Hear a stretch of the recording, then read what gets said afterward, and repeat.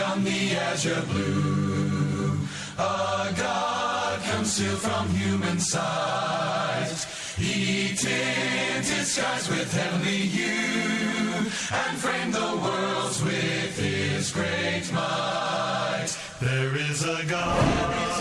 He is love. Good morning. Everybody in Shroud.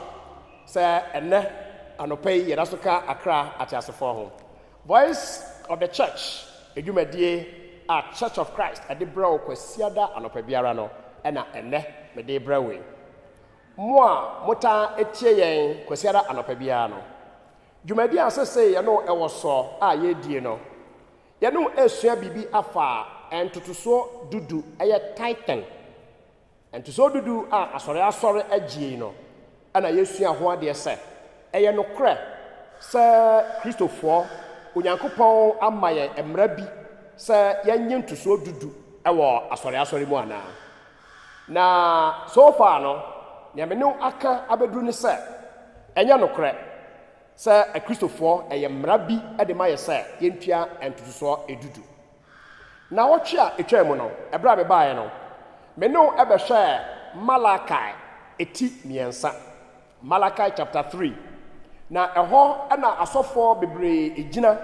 na omukotu edika kire omu asorefo se Bible say a Christopher enkotua entoso edudu. Ena no pay na Michelle Bosse nientia ye tro Malachi chapter 3 no. The history behind it. Medebama what me at Malachi chapter 3 no asiye. Bibinti ena no pay ye de entoso dudu adusua no ato ho ena no pay nko a. Erade boa next week meto awso. Every Malachi chapter 3. Na sawuta atiemi a ebre nyina metwe adwen adigina so se asore no ewo oman mu. Enti so oman no anya enkoso a asore no ebedan ene watumi operate yie. So oman nya na somdua a asore nso ebenya na somdue. Enti ade biara si ewo Ghana mayi mu a misusu se me a mekanya mesemi etwa se mede ma no etomo bia mede ma no betum na aboa ama aban mu mpanimfo ene wo a wotie me no ye nyina de nsem bi akọ adwendwen mu. Maka kira se obi ye osofo obi ye okansempa ede ne ho kodom political party bi den a wonyamesam kwanso no enya ne kwanso no na emom sade ebeye a ye preach no se ye tu efo emfa ho ene aban a owo so a ye betumi atu efo a oboni besese enye bias anam santi no ye mfa ye ho nkodom political party bi ye fa no partisan politics no na me to nsa de afra Ghana enkrofo a omso om ye asofo nyina se om dwane me e wo sa de we mu na ye ntumi embuild ye man emma asomdue entina omayi mu enti ana no pay my God and my country menya bibi a me pesa me to ede mane omampani Akufo-Addo ene MPP aban ane oman Ghana emu nipa enyina na anapay me pesa me dane edwumadie nani enam se we ehianti no me di kan eka eho asam ensama me beka no ewomu efa mienu ne edi kan eye abasobo ne toso mienu a etwato no eye afutuo na edi asam ena no pay me no ebeka na wocha etwa mu yi mitu kwan ekọ oman fufuro bi so na me ba ebepie ye ewo Kotoka International Airport na ebra ye beduru ye no na ye si fom na ye bepie abonten no abrofo a me no omotena aeroplane mu a ye si fom ene abibifo a omunye Ghana fo ene ye Ghana fo nyina asa obi ene bo aben se pi obi a mo aben so ye piesi wa pe na obi a ebo ne nsam obi a ebo ne nsam abasobo asamo anopai me se me de bre aban ene ne mpanimfo ene sa Kotoka International Airport Terminal 3 no a say abano airport no efe madwuma me ye metu kwa mama bebre eso na airport na yaya no enkran say no Etese abrochimemu airport bia said the city. I just say we see from the country say a Ghana na ugina no na in fact one. Enti anope me ba ebebo abaso de dikan. Ade ba ko a esi ye a omo amotako social media, YouTube and Facebook so amobe hu nie. Nigeria for aso omo abamu den. Na so on social media no so a ye Ghana airport for free. Say omo twa le photo ade tu benkum a na omo de Nigeria airport ade atu nifa. Na omo Nigeria for say wa airport o Ghana any airport a wo Nigeria madafonom we eye anige sam ade ma omamu ni nyina na mebo omampani Akufo-Addo ene ne MPP aban no abaso se mwatumi aboa amasa airport yi atumi abesi ho na di animonyam soronko ade abre oman Ghana mi sisu bio se ye see from every aeroplane mu na ye kopie esi arrivals hall no ase yenya ye see free aeroplane mo no obi na anunu yen obia bonesam se aha aye kama na amanyofo sei ene ebu oman se oman no se beye yo se enye yo ejina me no mienu eso enti me bo abeya baso obi a nanida form na onim Ghana hansem nyina enim se sa airport yi NDC for and the chase NDC for and the adwen no baaye ekoje ho loan no obo chase na yeto aba etia wo mo enti NDC omampanida da mahama and NDC me bo mo aba so ebi se mo bo modi nya sa adaye so no ana me bo MPP for abaso say culture bia modi ato o mai mu a se dwumadie papa bi ho se NDC for ene sha ase ba ya MPP ba no aheda no ja to ho sa na NDC for ye se MPP for be sha bibi ase ni eto aba ni eto de ma NDC pa na NDC for eja ade no ja to ho sa forgetting say ade no eye oman no sika ene ye yusu ye ayede yo anu ti anopai me ba ebebo MPP ni NDC nyina abaso sa airport weyi a mo aye amana be pie wa ha die mo ya de na mo fata se ye katra mo se ayuko na se oman mu se amanyofo eya de a enya etwase ye ka na sara na sa amanyofo eya de a eye nsoso a etwa se ye bo ne abaso yaka ema obia ehunu se ampara ye enkrofo a ye no ye ni da ho na enye partisan politics nti ene ye bibia enti ebio NDC aban a mokodwene se etwase enya airport no ye bibi foforo ema ne ye fe na mo so ho daye ema mo sha ase me bɔ mo abaso ena no pay na me bɔ MPP abaso se mo ba na mo menya saa de no amfa nwu ho na mo ato so ama ade fefe we atumi anya nkoso ama enipa bebre ebo Ghana abaso sei ene ebu oman sei ene ye edi development eba ye mamu enti MPP ene NDC ebra ye bo abaso no munsua de emfa mfiri mu won ne se no NDC fo nya ya nka mba ya omo nkwa na bebo wo mudin so omo na ya ade MPP fo nya ya nka omo nkwa na bebo wo mudin na kire se ade bi ho ye na se eya mo ani tua sa ade no ye enti na sikadie basabasa ye kasetia ade ade ye bibi ema oman a ade ani monyam ebema oman no na obaakofo afakwa bi so na sika na kodi no ho no de account account mu no o de akobi hotel no de akoye bibi ama ono ana ho eni ho kwan se ye seye James enguma no 39 etemu enso James chapter 4 and verse 7 osi enti de onim papa yo na onye no eye bone e de ma no aduti era no pay me de ye regular tithe adusua no ato nchen na me twen aban no adwen agina so se ene ma papa aye twase ye no ebi no Samoko ekwaje besia efiri oman bi so sa wo de be specific project bi ne eto aba e de maw na se Ghana for se da bi ye de wasi nchen ya ofoforo no obeba no sa adwumadie no sa ya de papa e de nkoso e bebre oman no a etwa sa wo to aso ye nyai sa partisan politics sam no antontwene ne ye develop ye man ama oman no etumi enyina ne nan so abasobo a me de ma NDC ene MPP enie afutuo a me wo a ina do pai me de emma asusu nie me hwehwe mu ebra ye si ye e wo airport ho no na wo airport empanimfo ni mu enkomobo a me ni bi ni mu atwetwe ye no me bi sa question say na adenti e na mo start e ma ye use sa airport ye efi say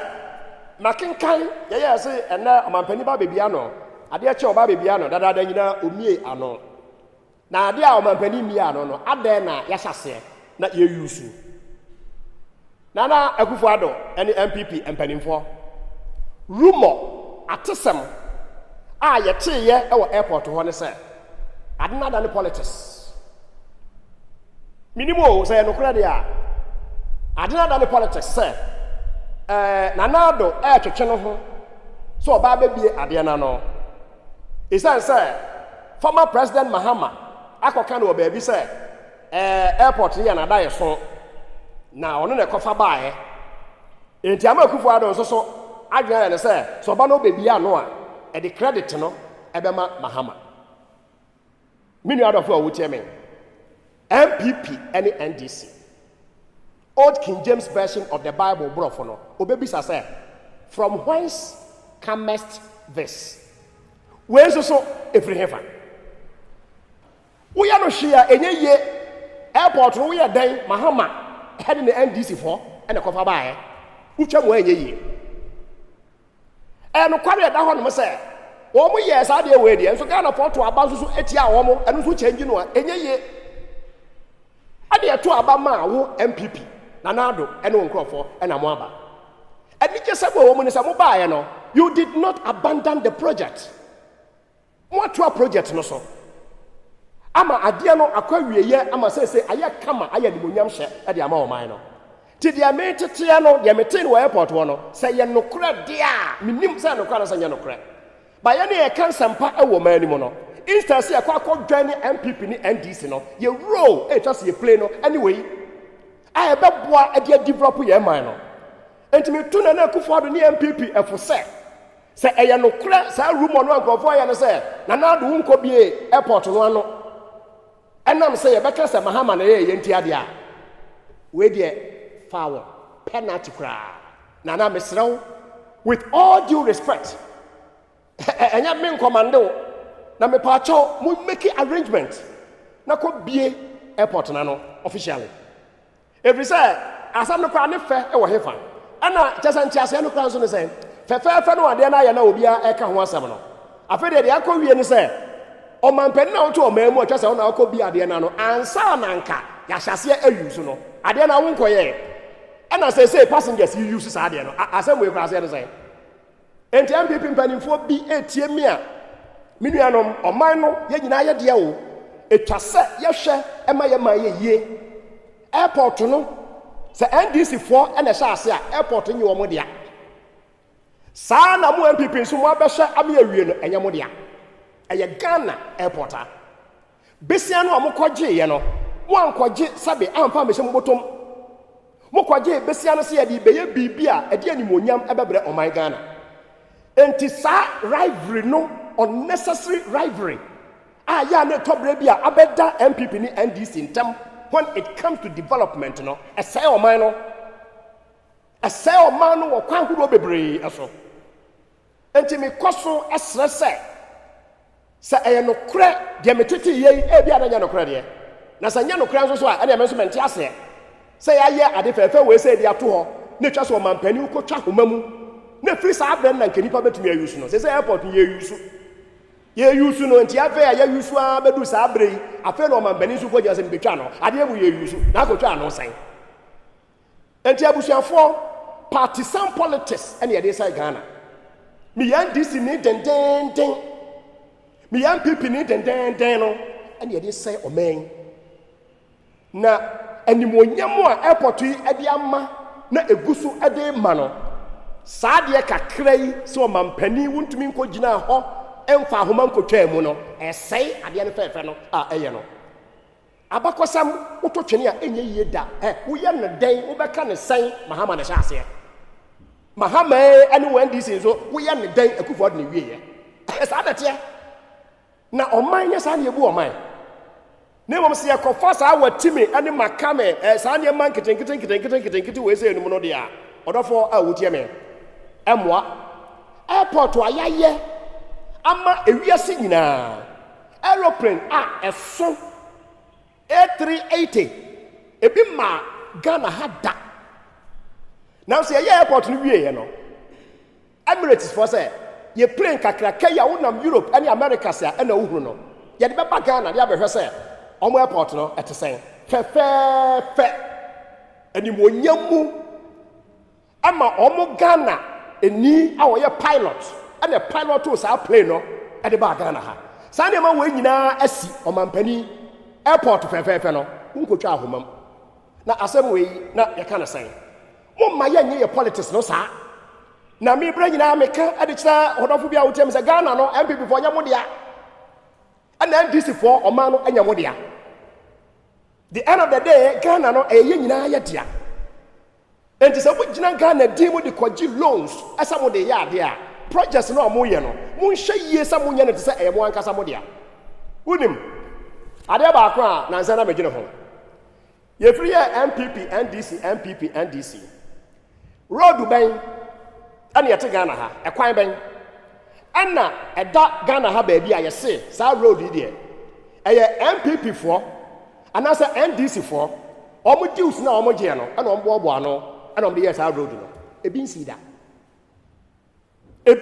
da ye ni MPP road bia o ba bia ani ye ni NDC road bia o ba bia etimu de party samnoa na ye mode party samnoa sikanoa so obi so oba ba ya presidential candidate a eya amoje no eya wo de ye den project ben na wo mai mo ese sa project we de eye NDC as a party MPP as a party and a ye at the mine ya mu ye bia no eye bosia a mokobo ye e wo Ghana edimu na ne santi ana niema atete sen no eni hu kwan sa ye ma kwan e ma obonsam na taban ebebom e ma de a ayefefe se yi no afi ekodane se enye febio enti anopai me ba ebebo omampani akufo ado wo ne wa MPP abaso ebio se samoto asa adwumadi ewe so no mo ayade esan se aye bibi te se between NDC and MPP no mo nta anya sa na sa de no mo so de na mo twini nkofo akogina court se causing financial loss to the state sanka ye wotumi bia nke duro bra bia nke be ma NDC fo nyina so se mo cause financial loss to the state ye be ma MPP nyina so de mo akotena court se mo cause financial loss to the state na mo ya mra no a mo politicians na mo ayafa na mo aye ama mra no afeba mo na okoto de ne bodwa nyanya nkyere de wonko se ye hye project bi ase aye di loan na eye na party wei na hye ase enti wo ye party foforo na sa wo ba na wo abandon sa project no ma project no eka wuram na eka no loan no ekoje ye no ye da so a service wo ye wei a wo ye bibi e de atia wo man me do papa a wo tema be pom sa abre na wunim sa yegina airport yi nko ade masam fofra me wo efa airport ho no ensam miro memfa ansha Ghana Airport Authority monsa die di kan me missionary na me tukwan ekwa mama bebre eso ade ba ko a eto sin e wo Ghana ye airport ene se oman biara a utukwan ekoso no ne international airport no say ye announcement ewo airport ho no mo a ye de oman no mo kasa ene di kan oman biara ewo asase so a me matukwan koso no say ye announcement ama nipa tie e wo airport ho a ye de oman ni mu kasa ene edi ka de ka ansa na kasa foforo aye den aba granted yes English e official language e wo Ghana ha yate na mom in reality no percentage ben e Ghana population no percentage ahe e na ye literate a mo te brofo na wo man na wotimo no wo be ya proud e wo oman no ho ade etumi emma society bi aye proud aye language and culture etumi appeal to Ghana airports authority say we be say with immediate effect se mo betie mafuto no dia announcement na mo ya no airport no a obi aka ne se brofo ya no okay ka no Ghana ha anya bi ekura ye dialects no ye wo be say enan e wo mu a eye major akan chi kasa no almost Ghana ni bi atutwi announcement amoya no airport monka bi chi monka bi Hausa monka bi Ga monka bi ewe sa kasa enai amakan se mo cover ewe airport a mo cover the whole Ghana na brofo na mo kai kan one walk of KLM na wo Schiphol airport na wo ya announcement na brofo no mo di kaka o mo krom kasa na say hey na me ya transit ewe Heathrow airport ewe London na India for April bi ebetu omo di kaka India kasa ansa no mbeka English omo ka India kasa say be obi India ni a wo to kwa sabi won ko school da sa official language na keka no neo-colonialism no a na ye de yetim ye da so tim di besi ne ya ma brofo atra ye so sa international airport why no fefe no obi krom kasa na ade announcement akwasi prat be say we adabraka enti we appeal amede Ghana airport authority say airport fefe no amo aye no munya sa mo brofo sem no obi ankasa me enka brofo na mom mo fa Ghanaian languages and dialects no bi enkasa am obi gina ho no mo no wonte de mo ka no adan a ogina Ghana ntia na sa de no aba wonim sa A380 aeroplane kakraka no a na ebesi ha no obi a wonim no ebra aeroplane no etu ye e wo Dubai na oba Accra no information a yenyaye a mema verify na mahu ni say pilot no ye Ghana ni ana plane no every Dubai eba Accra they fa no pre departure information ono pilot no wo she cockpit no mo no asem a odi kan eka e de kira passengers no atimo no adantia no a ye fa no Solomon Kwenu no a wo ye pilot no odi ka ka atwi twi no kan oka twi e wo plane mu ye aduafo no ye ko Ghana ye betu ye tu a ye befa benkum ye befa nifa ye ko esoro a ye beduru akwansini e be sesei oka sa twi ni nyina wie ansa na wo ka brofo good sa ne ye ade suatra aye ye mase twom ana de wo se wo ko sua na watra no e de na de amayen e de ade e na de amayen enti Ghana Airports Authority ebra mo na mo hwa airport fefe so anopa me bom abaso no director me pauchao asem we ya me kan eja atefa se ade we enso se announcement na mo ya no airport no me pauchao consider bringing in at least some of the Ghanaian dialects near chato anopa me be ma Ghana Airports Authority and the Ministry of Aviation. It's as an operator aviation so and amaba. And they say, Sa aeroplane bi noa DC-10 carrier noa Ghana Airways for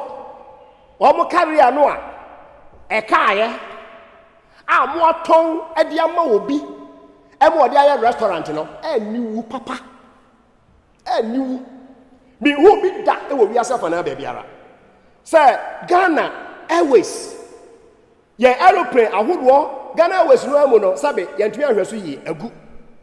egu ya aeroplane no de aka no a enke betumi ama school for nkwala akosua ade e wo mu ye de abakosem bi ama say oh kane na ye wo airline bi wo ha ye fa no Ghana Airways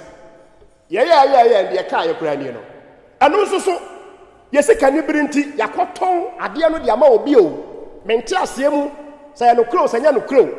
enipa no mokoton ade no man ko so onya Ghana ni And what did ye carrier no aeroplane no and what the restaurant. Now Ube wura airport to hon more and the Dicashia war. Ufri airport share hon more, na aeroplane the Dicashia, near to hon restaurant. Say I no eka say airport to ye ho abaswe. One will say, Yentmin sha adia so yentino. KLM or Ghana 7 times in a week. And then all the major airlines about Ghana. Kesika or Mujiri. Kesika or Mujiri. Yeah, dear, and what heaven. Now, yeah, before dear, the bang and your backoswa da. Nesika dear basa. I did go on the one, yeah, dear, and the Sika dear call home. And it's our aeroplane, no, dear Bessica, how dear come out, Biswan Vanya restaurant, you know, and you. Let me see some friends and say, and you, Papa. It is a renegotiation among Quay. And baby, interest I will pray you go see. But you are museum, oh baby. At the Sir DC 10 aircraft, no, I could have become be that. Now, while I saw there, almost excursion, our ye way no more, ye boy, my yo. Mediano pay, adventure, and your foot tour, Amedema, Abaya, Echamu. Any Ministry of Aviation, any Ghana Airports Authority, no any, Obia Wutia mi biara, pass this information on. Na asori ye wo memua, asofo e wo memua. Say and asase ye. Sa de aircourse wo ye memua enye no, ye bekasa akire nipa, am ya twe ho efre ho. Na de ehwa eboa no so no, ye bebo enipa abaso. Ye de kakra ye ni baba ye ho so no, na oman no, na nanimu a na ekọ. Me pese Ghana ekoso. Isa se Ghana koso a menso makoso. Wonso a wutemi no, wonso akoso. Etimi bom paye e de ma abaye owoso. E bom paye e de ma oman Ghana. Na de yaka no anopai. Awurade moa na muntie e wo asopam. Ena meja medwumadie ho. Na menyankopon ene me manti. Me di wei abrewo. Me bom paye se awurade beboa. Na ye bete saa asem wei ase. Anopa dia ha ena me do ebesie. Unya daje a Kosra Church of Christ biara a ebewo. Jesus Christ said, and you shall know the truth, and the truth shall set you free. Now, Obehu no krano, amano krano, amawaye odishe. Onyankopon enshra, na onshra bio, se enano pay. Amameno ache adwenjwen a etesa. The churches of Christ salute you, and good morning. God richly bless you. Bye bye. And we survive from the start.